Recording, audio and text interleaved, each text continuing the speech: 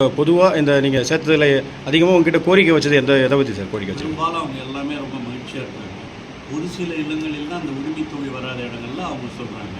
அதையும் தமிழக முதலமைச்சர் சொல்லியிருக்காரு. 15 விண்ணப்பம் சொல்லி அதில் தகுதியுள்ளவர்கள் ஒதுக்கப்படுகிறது சொல்லியிருக்கிறார் என்பதையும் சொல்லியிருக்கிறோம். சில பேருக்கு இந்த பட்டா வேண்டும் என்ற குறிப்புகளையும் வைத்திருக்கிறார்கள். அதற்கான ஏற்பாடுகளையும் செய்வதற்கு அவர்களிடம் விண்ணப்பம் வைத்து அதையும் முதலமைச்சர் சொல்லியிருக்கிறார். அவர்களிடம் நாம் செய்தவைகளையும் சொல்வார்கள். அவர்களுக்கு என்ன தேவை என்பதையும் கேட்டறிந்து செய்யுங்கள் என்று முதலமைச்சர் எங்களுக்கு ஆணையிட்டிருக்கிறார். அந்த அடிப்படையில் இந்த பணி சிறப்பாக நடைபெறுகிறது. சரி, இந்த கூட இன்னும் 10ஆம் தேதியிலேருந்து ஒருத்தர் வராருன்னு சொல்லிட்டு எனக்கு தெரியும்.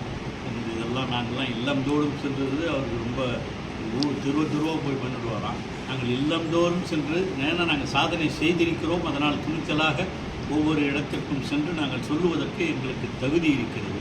அவங்க எதையும் செய்யலை, செஞ்சால் தானே கூட சொல்லலாம்.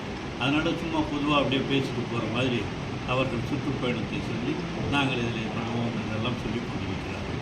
ஆனால் தமிழக முதலமைச்சர் எடுத்திருக்கிற இந்த நடவடிக்கை நிச்சயமாக இல்லந்தோறும் ஒவ்வொருவருக்கும் நம்முடைய சாதனைகளும் அவர்களுடைய கோரிக்கைகளும் எல்லாவற்றையும் சேர்த்து இணைத்து செயல்படுத்துவதற்கான ஏற்பாடுகளை நாங்கள் செய்து கொண்டிருக்கிறோம்.